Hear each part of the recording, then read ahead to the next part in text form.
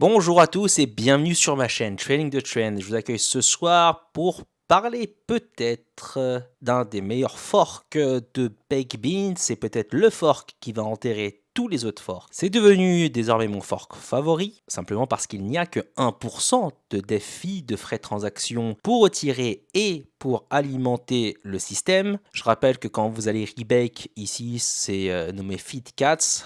La plateforme s'appelle Lucky Cat, mais peu importe, hein, vraiment pour le nom. C'est un fork assumé de Baked Beans, même design, même palette graphique, tout identique. Et pour le peu de travail qui est fourni, il demande que des frais minimum. C'est assumé. C'est pas parce qu'on change le background avec une autre image qu'on doit pumper ces frais-là jusqu'à 8% et 16% pour Vinyard, je vous le rappelle, sur Matic, plateforme sur laquelle je suis, parce que pour l'instant, il n'y en a pas d'autres. À ma connaissance, c'est un fort copier-coller du code Baked Beans, donc a priori, et je dis bien a priori, je ne suis encore une fois pas un codeur, je n'ai pas de compétences spécifiques là-dessus, il n'y a pas de backdoor pour retirer la trésorerie, la balance du contrat, comme c'est le cas de Cook Rice sur Avax, comme je vous l'ai déjà montré auparavant. Là, c'est le fork qui pourra enterrer tout le reste, c'est-à-dire qu'il est plus intéressant que le projet originel dans le sens où il y a moins de frais. Bien sûr, il vient de démarrer, donc tout est plus fragile. S'il en est sur la page du BNB, vous allez me dire, mais d'accord,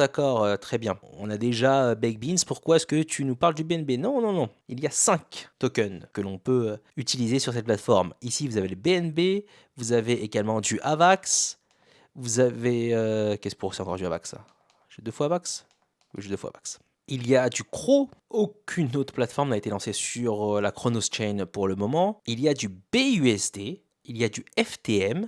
Alors je dis 5 parce que je n'ai pas compté le BNB dedans, mais il y en a une autre également. Et il y a du ADA. Alors le ADA c'est un peu compliqué, on va voir ça juste après. Et pour tous ces tokens, sauf pour le BUSD, vous êtes à 1% ici. Vous voyez que la VAX, on est à 1% également. Le CRO, 1% également. Le BUSD à 5%, c'est le seul token pour lequel les frais sont supérieurs à 1%. Ça s'explique en partie parce que le BUSD n'est pas un token natif, n'est pas le token de gouvernance de la smart chain comme les autres. FTM 1% et ADA 1%. Je vous mets bien sûr tous les liens de referral, de parrainage dans la description ainsi que dans la feuille de calcul. D'ailleurs, à ce propos, si vous suivez ma feuille de calcul, vous allez voir que ces pages, certaines pages CATS AVAX et CATS CRO ont déjà été ajoutées. Donc je travaille quand même en amont dessus, ça vous permet d'avoir une preview si vous suivez ces pages-là, de voir ce que je peux faire notamment. J'ai notamment mis déjà des liens de parrainage pour ceux qui s'y seraient aventurés. Donc on va reconfigurer tout ça, je vais remettre ça devant, je vais mettre tout ça par ordre de préférence, donc je vais mettre tous les 4 devant tout le reste, parce que le reste prennent des frais quand même bien plus élevés, 2 fois et demi en moyenne par rapport à Baked Beans, ça arrive après avec des frais plus élevés, donc c'est pas terrible. Le seul avantage c'est que ça se passait sur d'autres chaînes, c'est la seule chose qui m'intéressait, pour être exposé à d'autres tokens de gouvernance. Là avec CATS ça va être le cas, et en parlant un peu à la team, sans doute vont-ils lancer incessamment sous peu aussi une version sur Matic, ce qui me permettra de favoriser CATS par rapport à Vinyard. Je vais vous dupliquer tous ces tableaux sur les différentes pages. Je vais quand même mettre ici maintenant les frais en haut. 3% ici pour Baked Beans. RubyMine, c'est 8%. Ici 6. Et Vinyard, c'est 16%. Je finis de configurer tout ça pour vous donner un document exploitable. Et après, je vous explique ma stratégie. Alors, j'ai fini de tout mettre sur le tableau, ça a été relativement rapide, hein. Il a juste fallu changer en haut le lien de parrainage et les titres en bas puisque les frais restent les mêmes. Donc tous les nombres sont identiques. Par contre, ce que j'ai pu faire, c'est que j'ai pu classer ça de manière préférentielle. Mon projet favori dans le domaine, bien entendu, c'est le projet originel Baked Beans.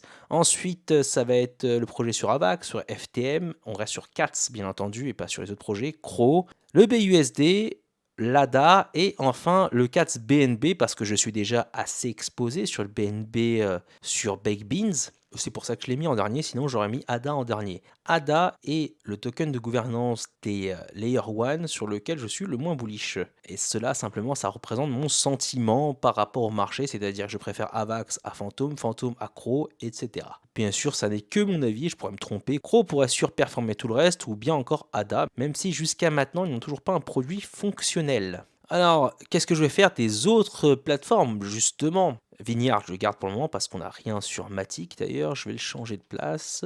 On va mettre Vignard juste après les cats. Ruby Mine, Spooky Miner et Money Laundry. Comme vous avez pu le voir, j'avais pas mis non plus des grosses sommes. J'avais privilégié largement Baked Beans. Ce que je vais faire à chaque cash out que je vais faire en respectant la stratégie du 6-1, je vais continuer à faire du 6-1 sur ces plateformes tant que le TVL monte.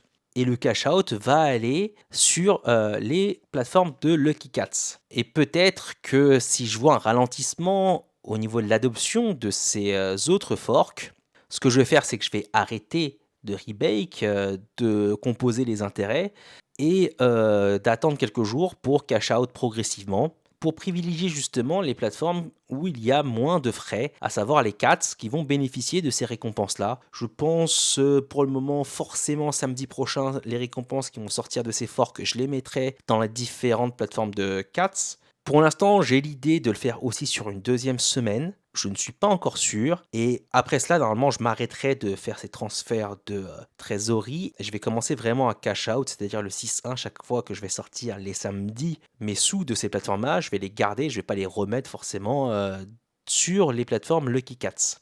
Donc pour le moment, vous l'avez compris, la première semaine, je vais tout remettre sur les plateformes Lucky Cats et en recomposant les intérêts sur les Cats, où je pense d'ailleurs sans doute pas ressortir sur la première semaine pour essayer de justement composer un maximum d'intérêts. Alors ça me fait prendre plus de risques, hein. Manager ça de votre côté, c'est pas parce que je le fais de mon côté que vous devez le faire. Je vous explique simplement ma démarche. La vôtre ne doit pas être la même. Elle doit être en accordance par rapport à votre propre aversion au risque. Hier, j'ai eu une discussion justement avec un de mes abonnés sur le live call et il me disait lui qu'il n'avait pas composé pendant des jours, alors par erreur, et du coup, ses récompenses se sont accumulées et quand il a cash out une bonne partie, ce qui fait qu'il sera à break-even en 2 semaines. Alors certes, ça lui fera moins d'intérêt composé et donc si les plateformes arrivent à tenir suffisamment longtemps, il aurait moins de récompenses sur le temps, mais il aurait sécurisé son bag, son investissement de départ bien plus tôt. Il ne faut pas suivre la stratégie d'un autre, mais la sienne par rapport à sa propre aversion au risque. De mon côté, je ne sais pas si vous l'avez remarqué, mais j'ai plutôt un profil d'investisseur risqué en misant petit pour gagner gros. Je l'ai fait sur plusieurs coups et ça m'a rapporté beaucoup. Quand je perds pas beaucoup et tant pis. Et la plupart du temps, pas la totalité de mon investissement parce que j'arrive à récupérer quand même une partie. C'est le cas notamment dernièrement sur 3R Crypto qui était un Titano Fort qui a été lancé et sur ma vidéo précédente, je vous ai dit que je suis ressorti à moins 0,15 BNB en ayant mis 0,5. Donc j'ai mis 0,5 BNB, je suis ressorti à 0,35. Bon, la perte est minime, elle existe, mais c'est pas non plus un drame. Et j'avais pas mis grand chose non plus au départ, que 0,5 entre guillemets BNP. Ça dépend encore une fois du portefeuille de chacun.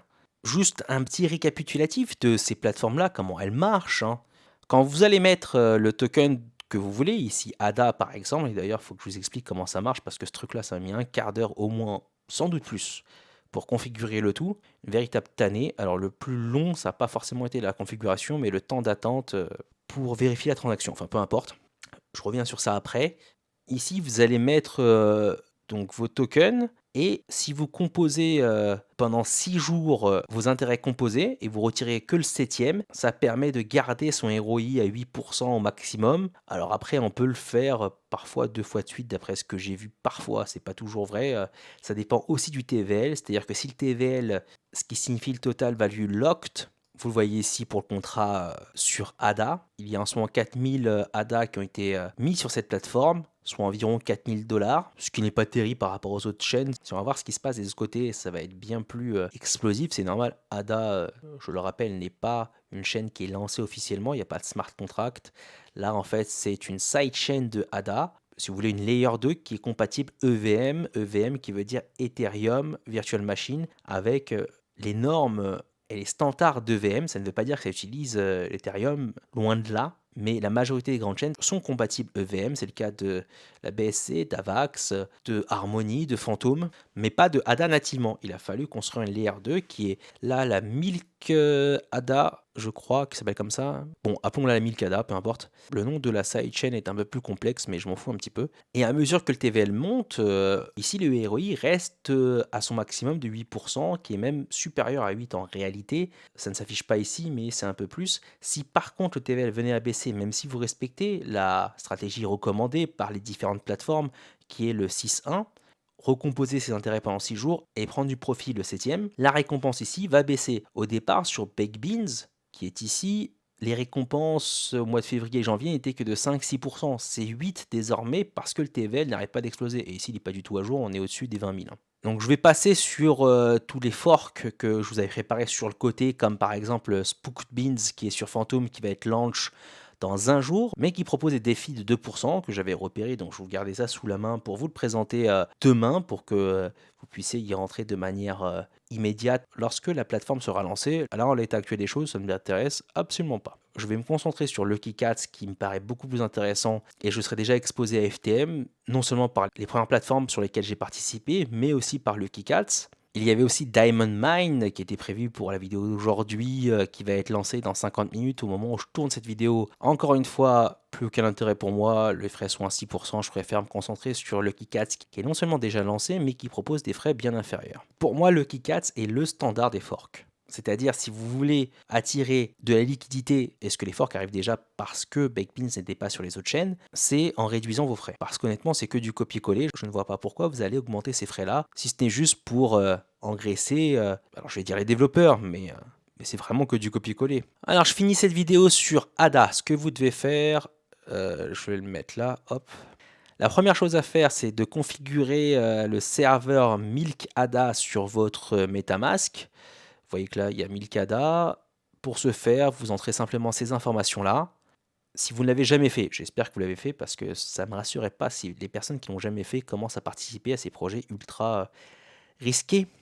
C'est pas le premier truc que je ferai en DeFi, mais passons, ça n'est pas ma décision. Vous faites Add Network. Vous voyez que là, j'en ai plein, moi, sur MetaMask. Et MetaMask existe en français, donc vous n'avez pas besoin de cette version anglaise-là. C'est simplement que je suis habitué à travailler dans un environnement anglo-saxon, donc j'ai tout en anglais.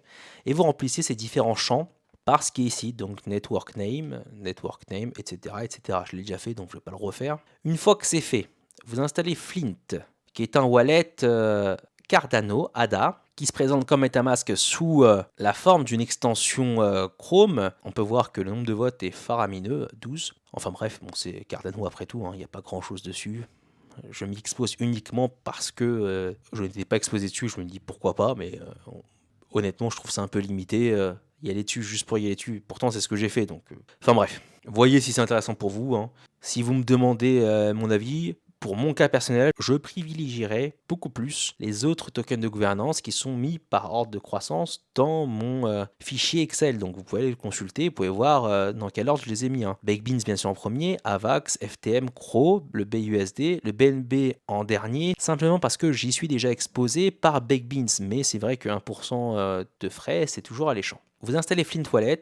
Une fois que vous avez vos Cardano qui sont mis ici, donc sur la chaîne Cardano, sur la norme Cardano, d'accord? Ça va être une adresse Cardano. Les adresses Cardano commencent par ADDR, alors que les adresses compatibles EVM commencent par 0x quelque chose. Une fois que vous les avez là, vos Cardano, vos tokens ADA, vous faites Send. Vous devez cocher ici Milkomeda mode. Bon, ils mettent bêta, mais ça marche très bien. Vous mettez vos ADA à transférer, vous mettez votre adresse 1000 ADA que vous avez rentrée sur MetaMask qui est ici, vous faites simplement copie comme ça, et ça va vous permettre de coller ça dessus. Bon, vous voyez que le portefeuille est tellement pourri qu'on doit tout recommencer. Ensuite, choisissez le montant de ADA à transférer et ce sera parti. Alors, cette opération elle est plutôt rapide. Ce qui est lent, c'est le transfert d'un échangeur centralisé vers le portefeuille ADA. Ça met des plombes, je crois que ça met un quart d'heure. Enfin bref, si un jour vous voulez que je discute un peu plus des différentes Layer 1, faites-le moi savoir et je pourrais vous faire une analyse dessus sur, en tout cas ma vision des choses sur les différentes Layer 1 qui existent. Je sais que c'est des sujets qu'on a déjà balayés par exemple sur les live calls qu'on fait chaque semaine sur le Discord, mais il y a très peu de monde dessus, donc la plupart de mon audience ne connaissent pas forcément mon avis dessus. Du reste là, si vous voulez participer sur ADA, voilà comment il faut faire. Pour le reste, vous savez comment ça marche, vous mettez vos tokens, vous faites du rebake. Si, malgré cette vidéo, tout n'est pas assez clair, allez voir le premier épisode sur Baked Beans où j'explique le fonctionnement et je présente la plateforme de manière assez claire et détaillée. Ensuite, il y aura un épisode 2 aussi que vous allez voir pour voir comment ça évolue. Et vous aurez donc cet épisode-là qui est, pour moi, pour le moment, la présentation du fork ultime de Baked Beans. Bien sûr, à l'avenir, cela pourrait changer. Si l'offre change, il pourrait y avoir une team qui arrive avec des idées nouvelles et qui présenterait un fork novateur, pourquoi pas. On verra si ça se fait. On a vu par exemple dans l'espace Titano, Sphere est arrivé comme un boulet de canon, alors pas tout de suite, parce que les gens ont mis quand même 1 à 2 semaines à comprendre comment ça fonctionnait et la force de Sphere. Depuis, ça ne fait que décoller. D'ailleurs, c'est un des seuls tokens qui ne corrige pas aujourd'hui, malgré la chute assez violente du Bitcoin, puisqu'on frôle ici les 40 000 $ et à mon avis, ils vont casser. On va aller en dessous. Vous voyez là que j'ai même une de support à 38 000 que je m'attends à toucher, mais on verra ça dans les jours qui arrivent. Si on regarde Sphere par exemple, vous voyez que tout est rouge là dans ma watchlist quasiment, sauf Horde bien sûr. Horde qui reste stable d'ailleurs, qui monte là. Je sais pas si c'est aujourd'hui qu'ils vont monter le prix du token. On va aller voir le Discord rapidement. On est sur la vidéo donc autant aller voir ça. Horde, on va voir les annonces. Annonces. Ça c'est le dit Certi qui est en cours, ça c'est les différentes langues, très bien, pourquoi pas. D'ailleurs, il faudrait que j'aille faire un tour sur le channel français pour dire bonjour. Voilà, donc c'est officiel, effectivement, c'est pour ça que le prix monte. On est à 107 $ là, Horde monte sans aucun problème, et la deuxième chose qui est verte dans ma watchlist, bon il y a Galéon, mais bon c'est pas terrible, hein. C'est Sphere qui explose encore, tout le reste en rouge et suit la direction du Bitcoin. Donc il ne faut pas exclure un fork qui arriverait, qui révolutionnerait pourquoi pas le genre. Pour l'instant, ça n'est pas le cas et le seul qui propose quelque chose d'avantageux par rapport à Baked Beans de base et même par rapport à tous les autres forks, ce sont les frais réduits pour entrer et sortir. Et je trouve ça là plutôt honnête pour pour des projets à l'heure actuelle qui ne font que du copier-coller. Voilà, j'en ai fini avec cette vidéo, j'espère que ça vous a plu. Tous les liens figurent en description ainsi que dans le fichier Excel. Pour le fichier Excel, si vous voulez l'utiliser, il n'est pas éditable parce que vous avez des centaines à le consulter. Même là, à l'heure où je tourne, vous voyez qu'il y a 2 autres personnes qui le consultent, bien sûr, de manière anonyme. Je n'ai pas les noms des personnes. C'est tout à fait en accès libre. Et par rapport à ça, il n'y a que moi qui peux l'éditer. Et je suis parti sur une base de 1 simplement pour mieux voir les plus-values. De votre côté, si vous démarrez avec plus que 1, vous changez la valeur ici et il n'y aura pas de problème. Pour ce faire, vous faites fichier, faire une copie. Alors je pense que chez vous, ce sera en français, hein. Faites une copie, ça va copier ça sur votre drive. Ensuite, vous pouvez le modifier à souhait selon votre propre stratégie et votre investissement de départ. Vous changez simplement une valeur là, vous voyez que ça va changer. Par exemple, ici, si je démarre à 10, hop, tout a changé. Ok, et même plus simple d'ailleurs, parce que sur les dernières versions, j'ai changé même en haut pour retirer les frais. Ici, on démarre à 1, on retire 1%, mais si on démarre à, disons, 15, vous voyez que ça va mettre 14,85 et ça va retirer 1% de manière automatique. Si vous avez apprécié mon travail de recherche, je vous invite à liker ma vidéo et à vous abonner à ma chaîne. Sur ce, je vous souhaite à tous une très bonne soirée.